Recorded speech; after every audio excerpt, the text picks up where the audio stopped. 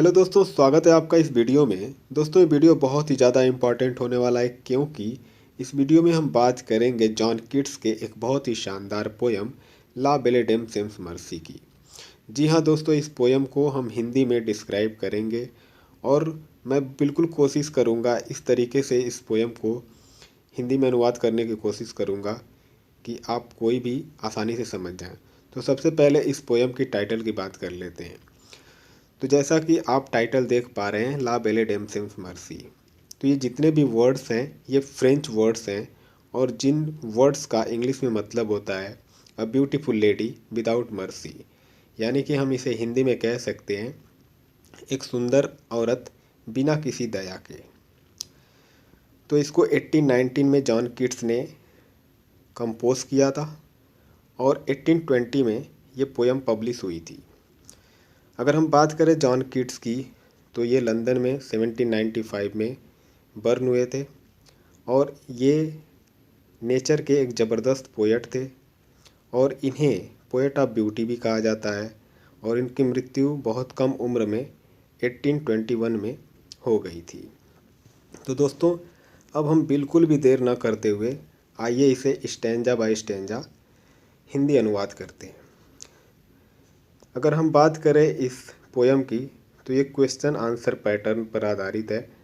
पहले कुछ स्टेंजाज में पोएट जॉन कीट्स, जो कि खुद के बारे में ही यहाँ पर वर्णन किया है, और जो नाइट है ये एज खुद ही इन्होंने रोल किया है इसका, या हम कह सकते हैं कि ये खुद अपने बारे में ही बात करते हुए ये पोयम लिखी है इन्होंने। तो चलिए देर न करते हुए शुरू करते हैं ये video. Oh, what can ail thee, nights at arms, alone and palely loitering? The sage has withered from the lake, and no birds sing. इस शुरुआत के स्टेंजा में जॉन कीट्स नाइट्स यानी कि सूरबीर को एड्रेस करते हुए कहते हैं, O what can ail thee knight at arms, कि हे शूरबीर, नाइट मतलब होता है शूरबीर, एट आर्म्स, आर्म्स मतलब होता है शस्त्रों से सुसज्जित, यानी कि हथियारों से सुसज्जित। एलोन मतलब अकेला, पेलली मतलब मुरझाया हुआ, लॉइटरिंग मतलब घूमना। यानी कि इस स्टेंजा के पहले दो लाइन में ये क्वेश्चन करते हुए नाइट से पूछते हैं, हे नाइट, हे शूरवीर, हे योद्धा, तुम शस्त्रों से सुसज्जित होकर इतने परेशान, इतने बीमार क्यों हो? Alone and palely loitering, alone अकेला, एंड पेलली एंड बिल्कुल मुरझाए हुए, लॉइटरिंग घूम रहे हो। मतलब कि हे योद्धा, हे शस्त्रों से सुसज्जित योद्धा, तुम इस तरीके से बीमार क्यों दिख रहे हो और अकेले मुरझाए हुए क्यों घूम रहे हो? द सेज has withered from the lake and no bird Singh. The sage, says मतलब होती है घास, हैज़ विदर्ड, विदर्ड मतलब सूखी हुई, फ्रॉम द लेक मतलब लेक मतलब झील की। मतलब कवि ने फिर पूछा है कि द सेज has withered from the lake and no bird sing, मतलब जो झील के घास हैं, झील की घासें भी पूरी तरीके से सूख चुकी हैं, एंड नो बर्ड सिंग, और कोई भी चिड़िया नहीं गा रही है। मतलब एक बार फिर से देख लीजिए, हे योद्धा, हे शस्त्रों से सुसज्जित योद्धा, तुम इस तरीके से बीमार क्यों हो? तुम अकेले क्यों घूम रहे हो इतने दुखी होकर, इतने मुरझाकर?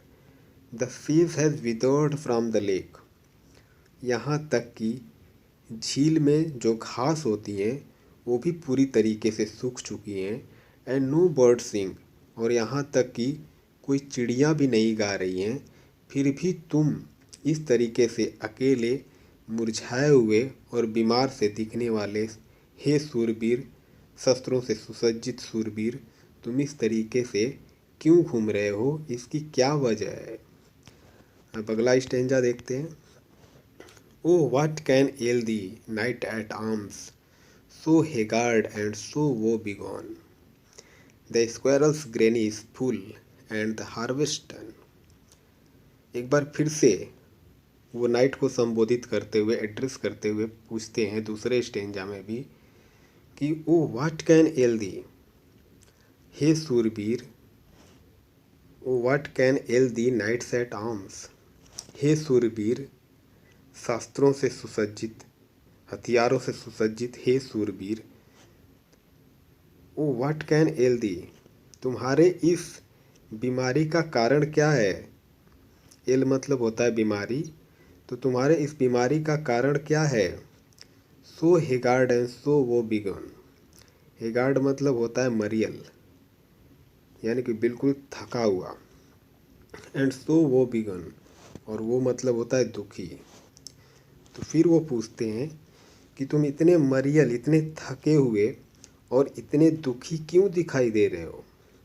The squirrels granny is full, यहाँ तक कि गिलहरियों ने भी अपने अन्नागार को, यानी कि गर्मी के मौसम में गिलहरियाँ अपना भोजन इकट्ठा करती हैं अपने घरों में, अन्नागार में, तो वो भी स्क्वायरल्स ने भी, गिलहरियों ने भी अपने अन्नागार को अन्नों से भर लिया है।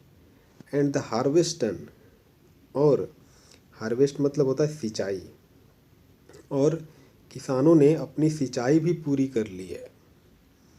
फिर भी तुम इस तरीके से हथियारों से सुसज्जित होकर, इस तरीके से बीमार दिखने वाले इस हालत में तुम क्यों हो।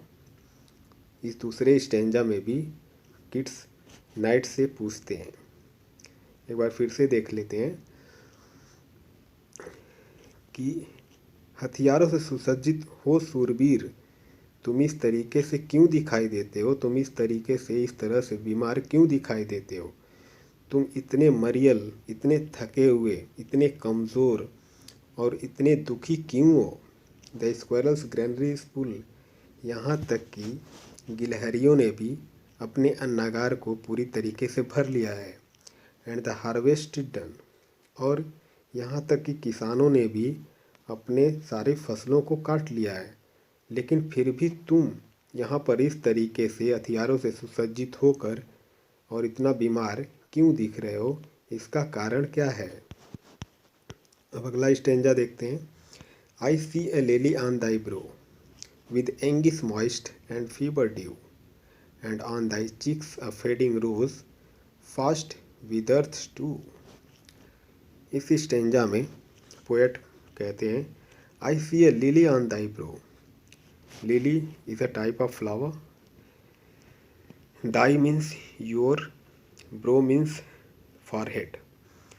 So in this stanza the poet is once again addressing to the night, and he is asking, he is saying that I see a lily on thy brow, मैं तुम्हारी ललाट पर, मैं तुम्हारी माथे पर लीली नुमा, यानी कि एक कुमुदनी की तरह सफ़ेद देख सकता हूँ।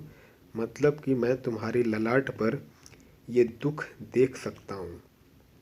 अब लिली एक फूल का नाम है, तो किसी के ललाट पर फूल तो देखा नहीं जा सकता, तो कवि का मतलब है कहने का कि मैं तुम्हारी ललाट पर, तुम्हारे भौहों पर ये शिकन देख सकता हूँ। With anguish moist and fever dew, और ये जो तुम्हारे भौहों पर, तुम्हारे फॉरहेड पर, तुम्हारे ललाट पर ये जो सफ़ेदी पड़ी हुई है, जो दुख पड़ा हुआ है, विद एंगिस, ये पीड़ा वाला है। ये ऐसी जो स्थिति तुम्हारी हुई है, ये पीड़ा से हुई है। मॉइस्ट एंड फीवर ड्यू, और ये जो मॉइस्चर है, ये जो तुम्हारे ललाट पर जो नमी है पीड़ा की, वो फीवर ड्यू, ये बुखार की वजह से हुआ है। ये जो तुम्हारी जो ललाट पर जो सैडनेस देखी जा सकती है, वो पीड़ा की मॉइस्चर है, और ये फीवर के कारण ऐसा हुआ है। And on thy cheeks a fading rose is fast withers too, and on thy cheeks, और तुम्हारे गालों पर फेडिंग रोज़, और जो तुम्हारे गाल हैं वो भी एक मुरझाए हुए रोज़ की तरह हैं। मुरझाए हुए गुलाब की तरह हैं, फास्ट विद अस टू। और वो भी कैसे मुरझाए हुए हैं, वो तो गुलाब की पंखुड़ियों से भी ज़्यादा तेज मुरझाए हुए हैं।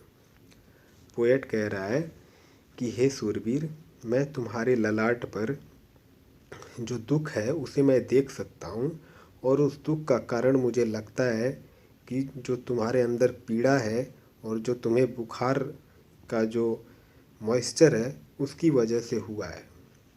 And on thy cheeks a fading rose, और तुम्हारे चिक्स तो, तुम्हारे गाल तो इस तरीके से मुरझाए हुए हैं जैसे कि एक रोज, उस रोज से भी, उस गुलाब से भी ज़्यादा जल्दी से, ज़्यादा तेज़ी से तुम्हारे चिक्स मुरझाए पड़े हुए हैं।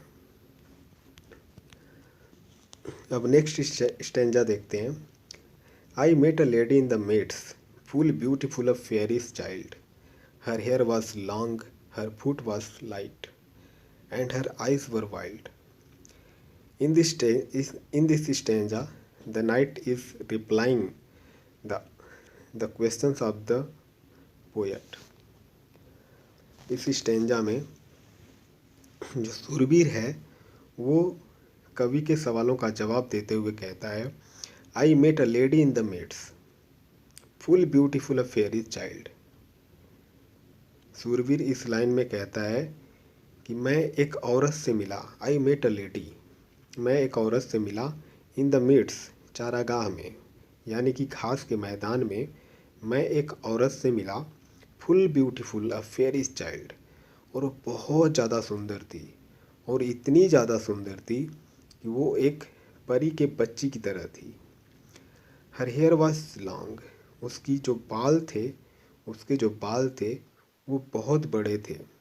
हर फुट वॉज लाइट, और जो उसके पैर थे वो बहुत ही ज़्यादा प्रकाशमय थे, यानी कि बहुत ही ज़्यादा सुंदर थे। And her eyes were wild, और जो उसकी आँखें थी वो बहुत बड़ी बड़ी थी। वाइल्ड का मतलब यहाँ पे जंगली नहीं बल्कि बहुत बड़ी बड़ी थी। अगला स्टेंजा देखते हैं।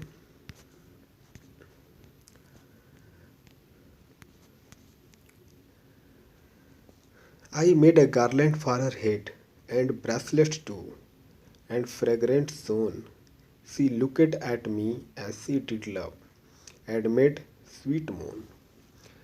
इस स्टेंजा में सरदार पोएट से कहता है, I made a garland for her head, वो औरत इतनी सुंदर थी कि मैं उसके लिए एक गार्लैंड बनाया, एक माला बनाया, फॉर हर हेड, उसके सिर के लिए, यानी कि मैंने उसके बालों के लिए एक गजला बनाया, एंड ब्रेसलेट टू, और उसके हाथों के लिए उन फूलों से ही ब्रेसलेट बनाया, एंड फ्रेग्रेंट जोन, और मैं खुशबूदार कमरबंद भी उसके लिए बनाए। जोन मतलब होता है कमरबंद, तो मैं उसके लिए खुशबूदार कमरबंद भी बनाए। सी लुकड एट मी, और उसने मुझे ऐसे देखा, एज सी डिड लव, जैसे उसने मुझे बहुत ज़्यादा प्यार किया हो, बहुत ज़्यादा मुझसे मोहब्बत की हो। एंड मेड स्वीट मोन, और वो मेरे साथ यानी कि मुझसे बहुत ही मीठी मून करने लगी, यानी कि मुझसे बहुत ही मधुरता से मिली। मौन मतलब होता है यहाँ पे कराहना, तो यानी कि जो बातें कर रही थी या उसके साथ जो भी एक्टिविटीज़ हो रही थी वो बहुत ही स्वीट हो रही थी। अगला स्टेंजा देखते हैं। I set her on my pacing steed and nothing else saw all day long, for sidelong would she bend and sing a faery song. अब आगे नाइट्स कह रहा है, I set her on my pacing steed, I set her, मैंने उसे बिठा लिया, on my pacing steed, pacing मतलब दौड़ते हुए, स्टीड मतलब घोड़े पर। आई सेट हर, मैंने उसे बिठा लिया, ऑन माई पेसिंग स्टीड, मेरे दौड़ते हुए घोड़े पर।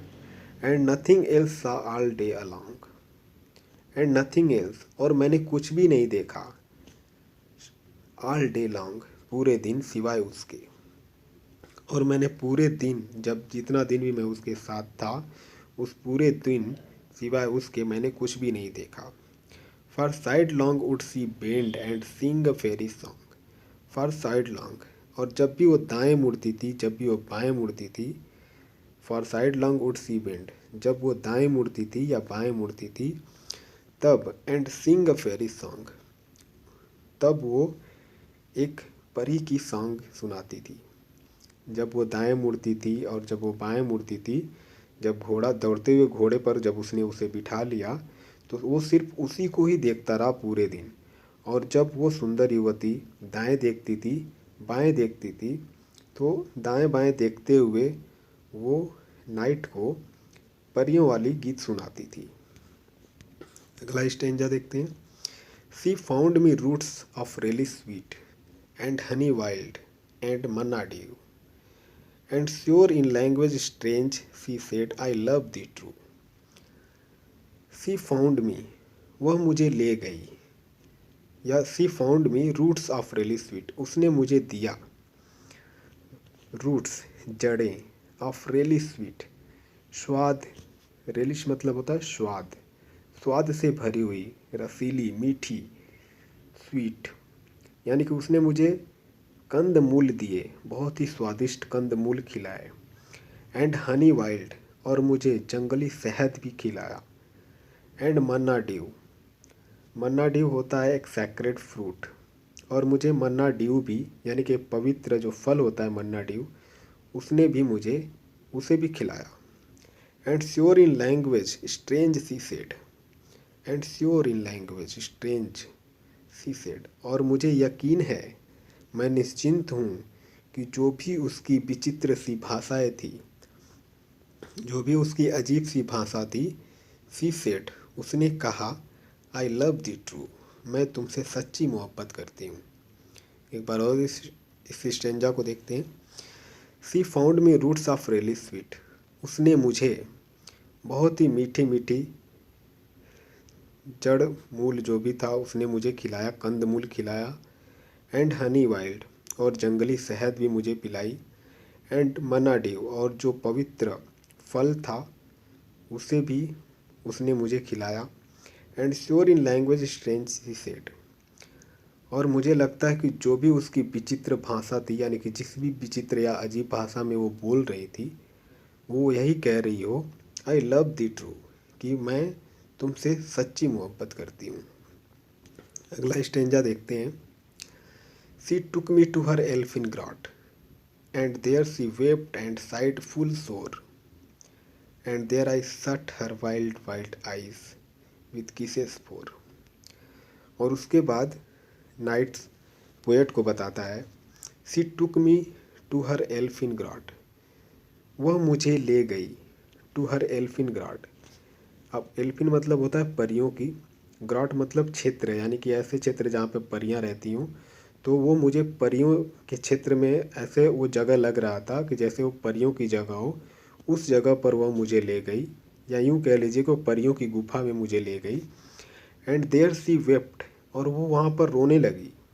एंड साइड फुल सोर, और वहाँ पर वो फुल साइड फुल सोर, यानी कि बहुत दुखी होकर फूट फूट कर रोने लगी।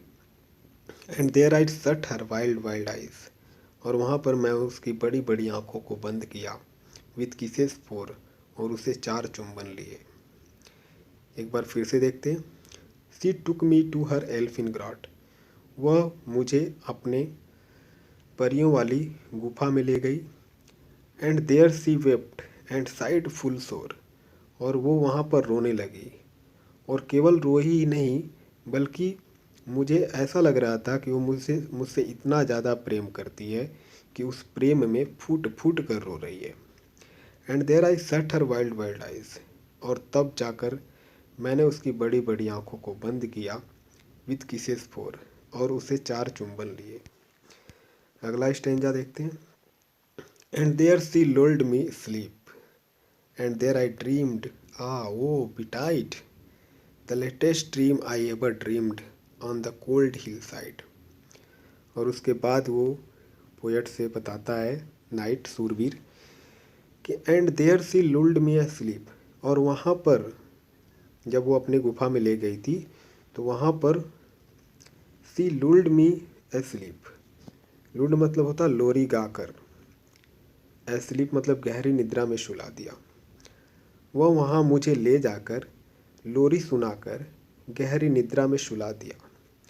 एंड देयर आई ड्रीम्ड और जब मैं वहाँ पर था तो मैंने सपने देखा। जब मैं सो गया तो मैं वहाँ पर सपने देखा। ओ बिटाइट, अरे ये कितना दुखदाई सपना था, कितना दुख से भरा हुआ ये सपना था। The latest dream I have ever dreamed, और ये मेरा अंतिम, the latest dream I ever dreamed, और मैंने अंतिम सपना जो मैंने आखिरी बार देखा था वो मेरा सबसे भयानक सपना था। On the cold hill side, उस ठंडी पहाड़ी पर। एक बार फिर से देखते हैं। इस स्टेंजा में कवि से सूरवीर बताता है कि वह उसे वहाँ पर ले गई और उसे लोरी सुनाकर गहरी निद्रा में सुला दिया। और जब वो सो रहा था तो उस वक्त उसने सपना देखा, और वो सपना बहुत ही ज़्यादा दुख देने वाला, या यूँ कह सकते हैं कि वो सपना बहुत ही ज़्यादा भयानक था।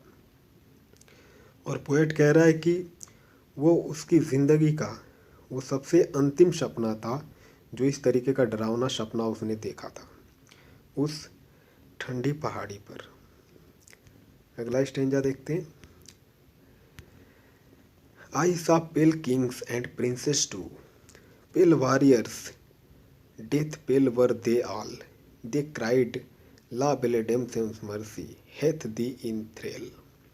I saw pale kings, मैंने मुरझाए हुए राजाओं को देखा, मैंने पीले पड़े हुए राजाओं को देखा। एंड प्रिंसेस टू, और राजकुमारियों को भी देखा। पेल वॉरियर्स, वहाँ पर मुरझाए हुए, पीले पड़े, दुखी हुए योद्धाओं को भी देखा। Death pail were they all, और वे सभी मृत पड़े हुए थे। दे क्राइड ला बेले रेडेम्पशंस मर्सी, और उन्होंने चिल्लाते हुए कहा ला बेले रेडेम्पशंस मर्सी, यानी कि वो निर्दयी सुंदर औरत ने हेथ दी इन थ्रिल, तुम्हें अपना गुलाम बना लिया है। थ्रिल मतलब होता है गुलाम बना लेना। एक बार और देखते हैं। सूरवीर पोएट को बताते हुए कहता है कि जब मैं सपने में देखा तो सपने में मैंने क्या क्या देखा, तो वो बता रहा है कि उस वक्त मैंने सपने में मुरझाए हुए पीले पड़े राजाओं को देखा, राजकुमारियों को भी देखा, और उन सारे योद्धाओं को भी देखा, और वहाँ पर मरे हुए और भी बहुत सारे लोग थे, और वे सभी चिल्लाते हुए कह रहे थे कि वो निर्दयी सुंदर औरत ने तुम्हें गुलाम बना लिया है। अगला स्टेंजा देखते हैं। आई saw their starved lips in the gloom with horrid warnings capped white, and I awoke and found me here on the cold hillside. I saw their starved lips in the gloom, और night फिर से कवि को बता रहा है आई saw their starved lips, मैंने उनके, starved मतलब होता है भूखे, लिप्स मतलब होठों को देखा, मैंने उनके भूखे होठों को देखा। इन द ग्लूम, जो कि बिल्कुल पूरी तरीके से, ग्लूम मतलब होता है उदासी, जो कि बिल्कुल उदासी से भरे पड़े थे। मैंने उनके उदास भूखे होठों को देखा। With horrid warning gapped wide, जब वो इस तरीके के भयानक, हॉरिड मतलब भयंकर या भयानक, वार्निंग मतलब चेतावनी दे रहे थे, यानी कि उस समय जब वो ये भयानक चेतावनी मुझे दे रहे थे तो उसी अंतराल के बीच, गैप्ड वाइड मतलब उसी अंतराल के बीच मैंने उनके उदास और भूखे होठों को देखा। And I अवोक and found me here, और उस समय मैं जाग गया, अवोक मतलब जाग गया, एंड फाउंड मी हियर, और मैं अपने आप को यहाँ पर पाया, इस स्थिति में पाया। On the cold hill side, इस ठंडी पहाड़ी पर। एक बार फिर से देखते हैं। फिर से सूरवीर ने पोएट को बताते हुए ये आखिरी पंक्ति में कहता है कि मैंने उन सारे लोगों को जो कि पेल पड़े हुए थे, जब वे मुझे इस तरीके की खतरनाक या भयानक चेतावनी दे रहे थे, तो जब वो चेतावनी दे रहे थे तो उसी अंतराल के बीच मैंने उनके उदासी भरे भूखे होठों को देखा, और जब मैं सपने से जागा तो मैंने अपने आप को यहाँ पर पाया, इस ठंडी पहाड़ी पर। And this is why I sojourn here. Sojourn मतलब होता है अकेला, lonely. Alone and palely loitering, though the सेज has withered from the lake and no bird sing. And this is why, और इसी वजह से और इसी कारण आई सोजर्न हियर, मैं यहाँ पर अकेला हूँ। एलोन एंड पेलली लॉइटरिंग, और इस तरीके से मैं अकेला और बिल्कुल मुरझाया हुआ, बिल्कुल बीमार सा इधर उधर घूम रहा हूँ। दो द सेज has withered from the lake, और यहाँ तक कि झील की जो घासें हैं वो भी पूरी तरीके से सूख चुकी हैं। एंड नो बर्ड सिंग, और यहाँ पर कोई भी चिड़िया नहीं गा रही हैं। फिर भी ये सारी वजह थी जिससे कि मैं यहाँ इस ठंडी पहाड़ी पर अकेले घूम रहा हूँ, और मेरे अकेले होने का कारण यही था। तो दोस्तों, मुझे यकीन है कि आपको ये वीडियो बहुत ही ज़्यादा पसंद आएगा, क्योंकि मैंने कोशिश किया है कि इस पोयम को पूरी तरीके से हिंदी में अनुवाद करके समझाऊँ। तो दोस्तों, अगर आपको ये वीडियो पसंद आई हो तो आप आगे भी किसी पोयम को क्लियर कराना चाहें तो आप कमेंट बॉक्स में ज़रूर लिखिए। Thank you so much.